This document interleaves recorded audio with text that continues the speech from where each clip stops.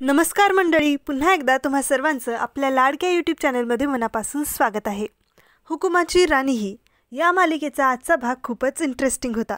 सुरुवातीलाच आपल्याला असं दिसतं की इंद्रा राणी आणि चिकू कॅफेमध्ये मल्हारची वाट पाहत असतात. चिकू राणीला म्हणते, मला तर खूप टेन्शन येते, एखादी मोठी परीक्षा आहे असं वाटतंय. राणी तिला धीर देते. मल्हार अजून आलेला नसतो. इंद्रा म्हणतो, 6 वाजलेत, कुठे येतो? चिकू सांगते की येतच असेल तो खूप वेळ पाळतो. तेवढ्यात मल्हार येतो आणि हाय म्हणतो. इंद्रा राणी त्याच्याकडे लक्षपूर्वक पाहत असतात. चिकू मल्हारला इशाऱ्याने दादा बहिणीच्या पाया पडायला सांगते.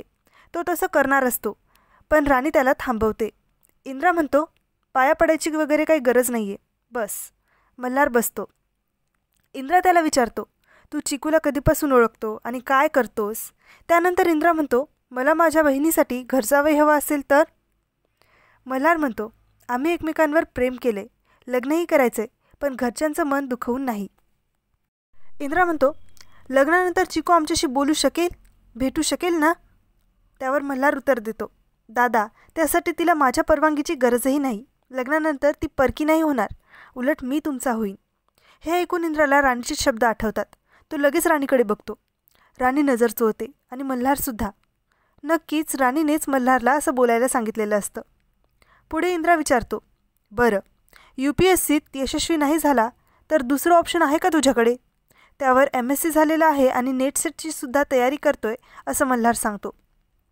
ठीक आहे, तू जाऊ शकतोस म्हणत इंद्रा मल्हारला जायला सांगतो. आणि अशा पद्धतीने चिकू मल्हारची प्रेमाची परीक्षा झालेली असते. चिकू म्हणते, दादू. त्यावर इंद्रा म्हणतो की मुलगा चांगला आहे पण गरीब घरचा आहे. चिकूला पुढे चालून खूप ॲडजस्टमेंट्स कराव्या लागतील. ते ऐकून चिकूचा चेहरा उतरत असतो.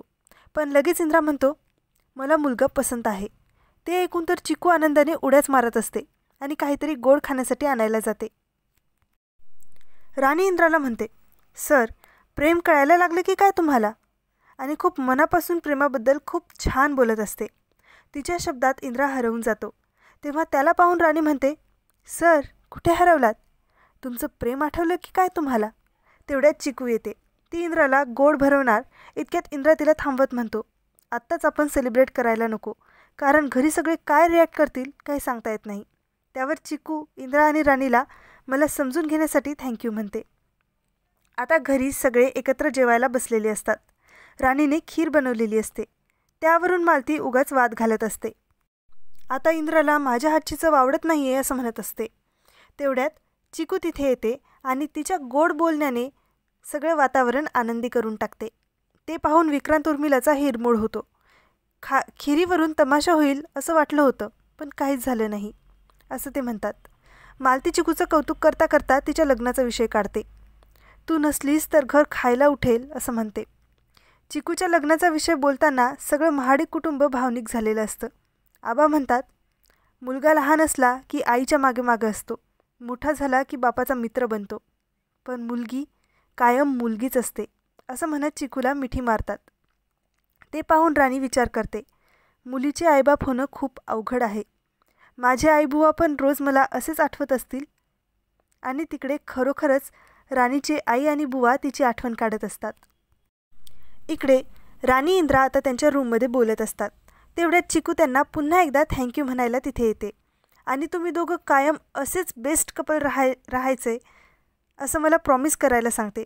त्यावर इंद्रा म्हणतो, बेस्ट कपल माहीत नाही, पण आम्ही बेस्ट फ्रेंड्स आहोत. चिकू म्हणते, ही तर प्रेमाची पहिली पायरी असते आणि तरीही मला प्रॉमिस करा, कारण तुम्हाला पाहूनच मी माझा संसार उभा करणार आहे. आणि ते तिघेही हातात हात घेऊन प्रॉमिस करतात. दुसऱ्या दिवशी सकाळी राणी तुळशीला पाणी घालून पूजा करत असते. तेवढ्यात मालती राणीला ढकलून स्वतः पूजा करण्यासाठी उभी राहते. राणीच्या हातातला पाण्याचा कलशसुद्धा खाली पडतो. पूजेसारख्या पवित्र कामासाठी उभं राहूनसुद्धा मालती राणीचा अपमान करत तिच्यासाठी मनातलं सगळं विष ओकत असते. राणी म्हणते, मॅडम, तुम्ही मला घरातून जरी हकललं तरी या घरातल्या लोकांच्या मनातून कसं हकलणार? राणी परत रूममध्ये जाते. इंद्रा तिला काहीतरी मागतो, पण ती तिच्याच विचारात असते. म्हणून इंद्रा विचारतो, काय झालं राणी, कुणी काही बोललं का तुला? त्यावर राणी विषय बदलते. सर, तुम्ही काय काम करताय म्हणत त्याच्या हातातली फाईल बघते. त्यात तिला काहीतरी गडबड जाणवते. त्यामुळे मी सुद्धा उद्या तुमच्याबरोबर फॅक्टरीत येते असं ती म्हणते. त्यासाठी इंद्र तयार होतो. पुढील भागात आपल्याला असं दिसतं की मालती राणीला फॅक्टरीत पाठवायला तयार नसते. त्यावर आबा म्हणतात राणी फॅक्टरीत जाणारच, कारण आजपासून ती लीगल डिपार्टमेंट सांभाळणार आहे. ते ऐकून मात्र मालतीचा चेहऱ्याचा रंगच उडतो. तर मंडळी, तुम्हाला आजच्या भागातलं सगळ्यात जास्त काय आवडलं ते आम्हाला कमेंट करून नक्की सांगा. पुन्हा भेटू उद्याच्या भागाबरोबर. तोपर्यंत आनंदी रहा, काळजी घ्या.